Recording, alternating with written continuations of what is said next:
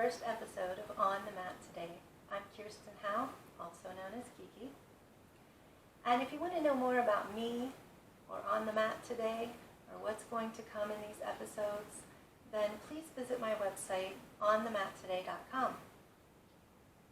I'm starting this first episode with Shavasana or Quartz pose. Now that may sound like I'm beginning at the end, but I'm really not.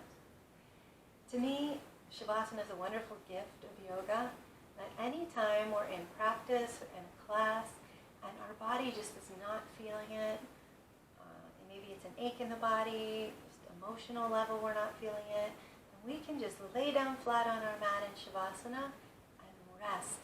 That is okay. We need to give ourselves permission to do that if needed. But it can also literally be the entire practice.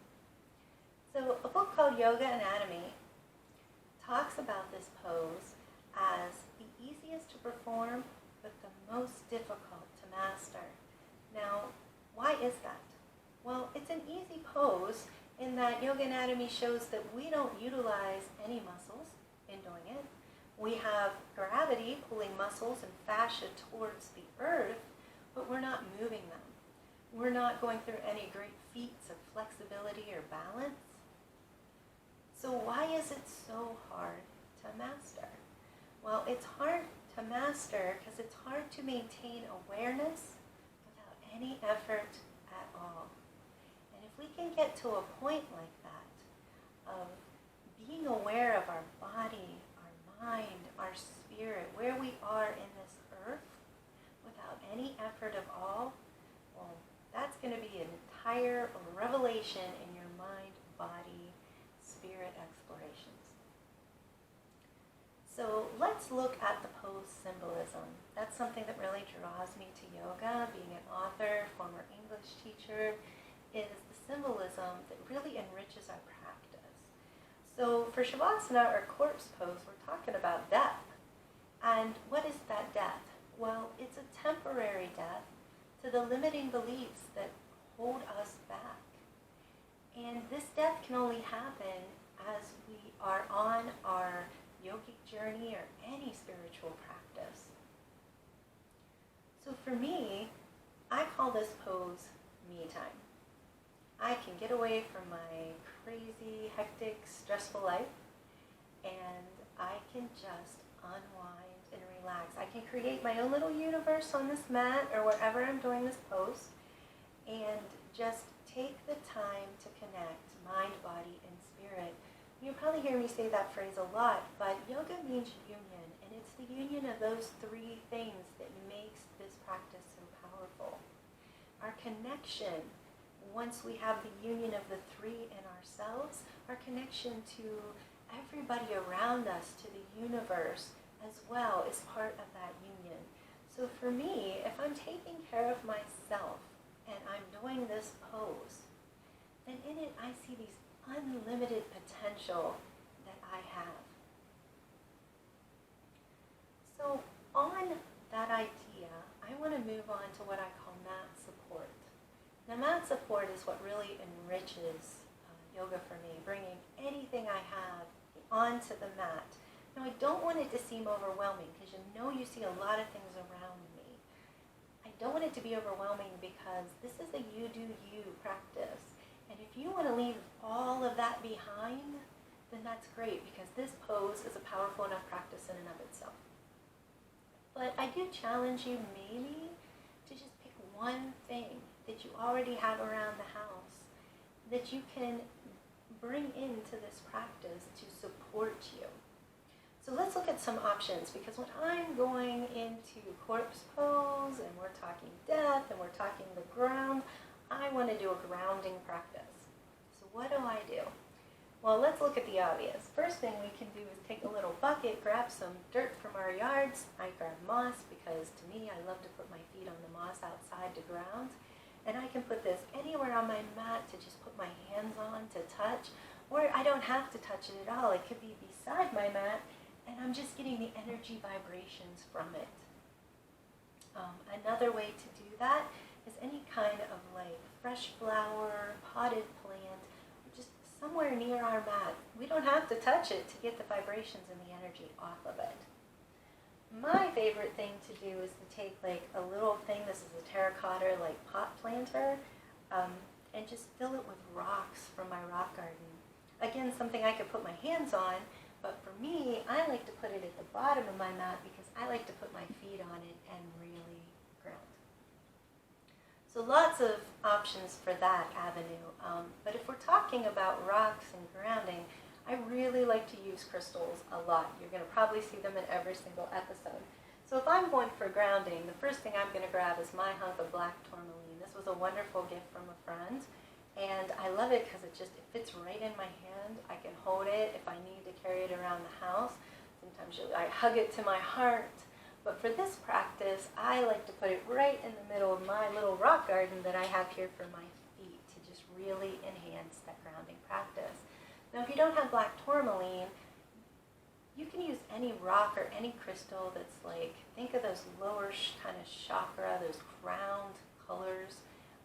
We're going to go with brown, green, even red is our base chakra that we can do there. I mean, you can paint a rock if you want to.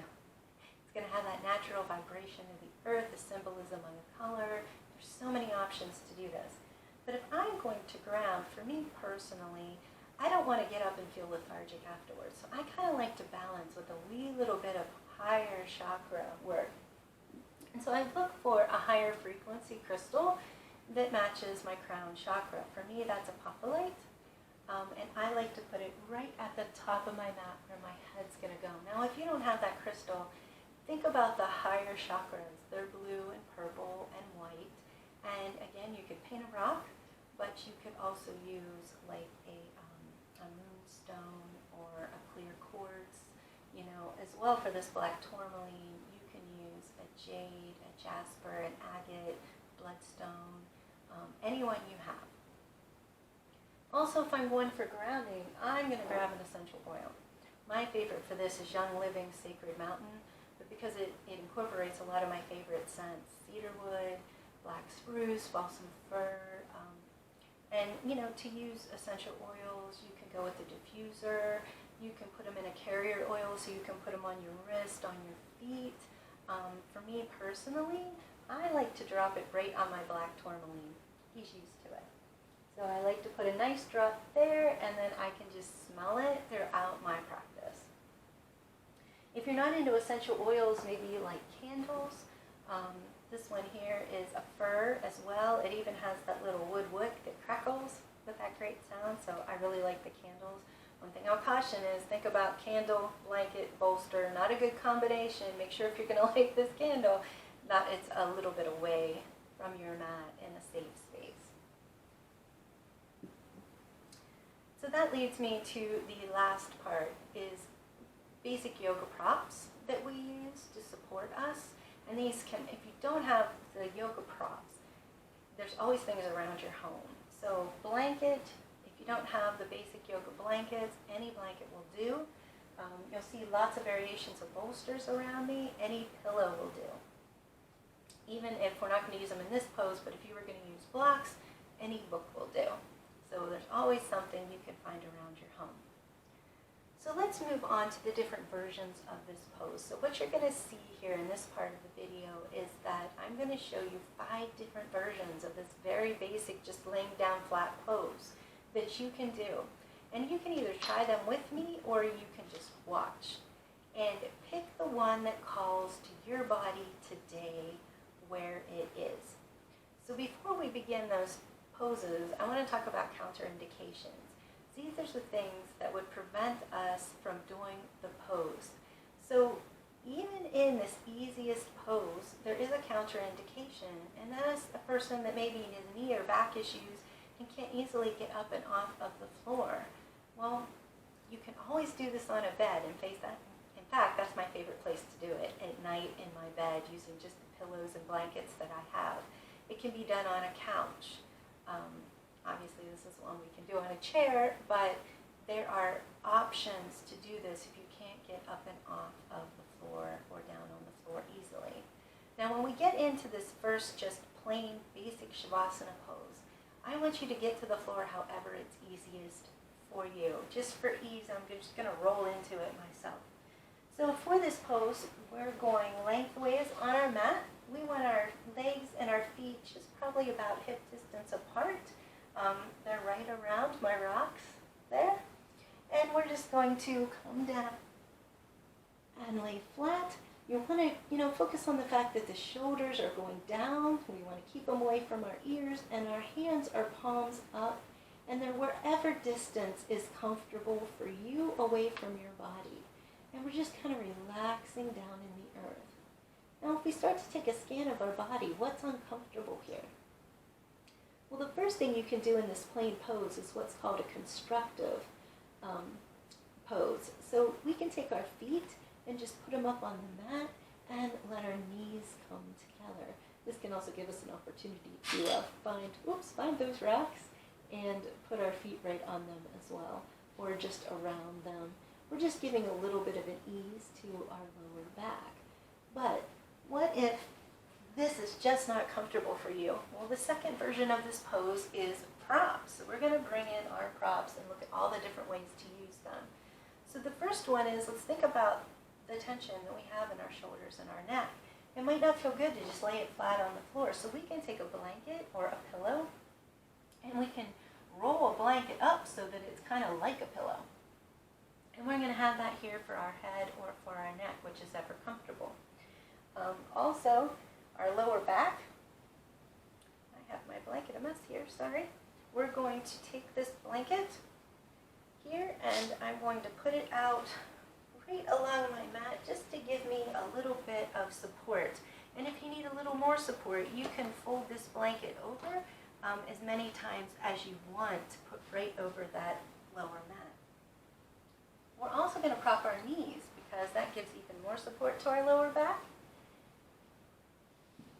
So what does this look like? So if we're going to prop this pose, we're going to come right on our nice little blanket, and we're going to put our feet over this, and we're going to kind of let the knees fall out to the side and be comfortable. So my feet are kind of now touching the rocks, which is really nice. And we're going to come down, and we're going to put this right at the neck. And again, shoulders kind of down, and we're going to put our hands palms up and out. So this is a wonderful propped version of this pose. Now, again, for some people, this might be just too much for that lower back. So we have a side propped version of this pose. Now we're leaving everything here for this. What we're going to do is we're going to take the bolster and we're going to put it foot to knee. We're going to stack the other leg on top of it. And then we're just going to come down and we're going to use this blanket, or if you have a pillow here, as a pillow. Now you can take this other hand and just put it down on your hip, but if you're on bed, you can grab another pillow to kind of hug to you or put this arm on. And that's also another wonderful version of this pose. So I have one more version for you, and this is my favorite. So if we're going with the whole symbolism thing, and we're talking about the ground, we're talking about corpse, we're talking about death, I like buried corpse pose. Now I can tell you right off the bat that a counterindication for it is if you don't like the weighted blankets, you are not going to like this version of the pose at all. I personally love the weighted blankets. So for me, I like to use 2 bolsters or pillows, and you can just use one if you want. I take the first one and I put it feet to knees. And then even though it's a little warm here in Ohio right now, I like to take the blanket and put it down. This is really, really wonderful for the winter. So when you're getting yourself, when I'm teaching a class, I like to help everybody get into this. But if we're doing it ourselves, you want to kind of take this blanket and leave it right at the edge of that first bolster so we're able to grab it once we get down. So to protect our back, we're going to go ahead and go down into this pose, propping up our neck, and that's when I'm going to get my second bolster or pillow. Now for me, I love the weight. So this is a special bolster, and it's filled with buckwheat hull, so it makes it really heavy. And if you're interested in this, going to my website, you're going to find links to most of the things that you see here. So I like to then just lift this, especially because it's heavy, and put it just on my torso. And then I reach down and I grab my blanket and I just pull it up and over. And that way I can sneak my hands, palms up, right underneath the blanket, and I'm all comfy and cozy. Now for me, to this, my lower back feels good with the weight. It kind of feels like it's getting a little massage against the floor here. But for some, that's going to be way too uncomfortable. But this feels amazing. So what I'm going to do as I get out of this is challenge you to pick the pose that looked best or you tried and felt best for you and get into it now, because we're going to move on to a guided meditation. Now I like to add guided meditations to practice because they're wonderful for helping to calm us down, get us out of our head, stop those thoughts. It kind of interrupts that thought by listening to somebody else's voice. Plus, they usually take us someplace pretty wonderful and beautiful, so we're getting that imagination going. And because I'm an author, most of the time I like to write my own meditations. So I like to incorporate the five senses. That is a really grounding practice. So if you don't have access to guided meditations on in a usual daily basis, a great practice is to challenge yourself. What is my favorite smell? What is my favorite thing that I hear? What is the favorite thing that I taste? And that's a wonderful grounding practice that you can take with you anywhere. So get into that pose. I hope you're in it now, that whichever version of Shavasana you chose. And we're going to begin our meditation. At the end of the meditation, I will tell you, I am just going to let this go. I'm going to stop the video. That way you can choose what your body wants to do today. Does it want to stay in Shavasana for 30 minutes and keep thinking about where we went? Or does it want to stay there for just 30 seconds and it's antsy and it wants to get right up? So it's your choice. 30 seconds, 30 minutes, all your choice. Here we go. You're standing at the entrance to a magical forest. Wearing nothing but a flowing white dress, your bare feet press into vibrant green and soft moss. You step forward into this forest full of trees, feeling the divine connection to these stoic guardians who are native, ancient, and faithful growers. They are blooming with potential and a lesson to us all. The trunks of the trees wind around themselves, and their branches are like arms that reach for the sky, waving in worship to Mother Nature, whispering to the wind words of love. You feel sunlight dotted on your skin, along with a light breeze. And this is a kiss of warmth from the earth, or maybe think of it as an earthly hug. You come upon a tree that's larger than any you've ever seen, and touching the bark, which swirls with rivers of glossy colors, beige, blacks, and browns, you can feel the fingerprint of 1,000 souls who passed this way before you. Just beyond the tree is a waterfall, and cascades of water are coming down between where two hills meet. You see an opening just beneath it, and you want to explore further. You can feel the cleansing energy of the water as you step beneath the space, the dry space where it arches away from the earth.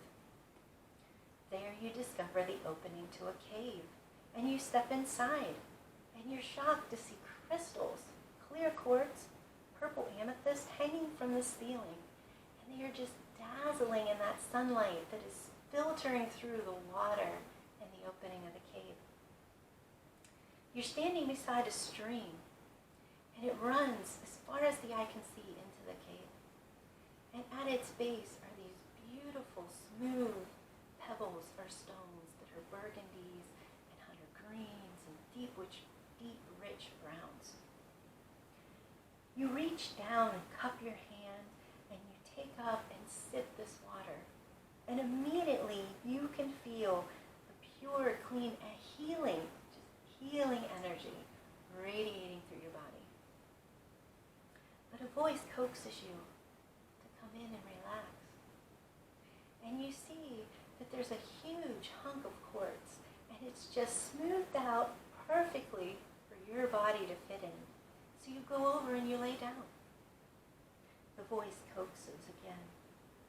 Rest now. Let all thoughts that come fall into the water and float away. Hush, my child. Know you are safe here. You are loved. You are beautiful from the inside out. And you are worthy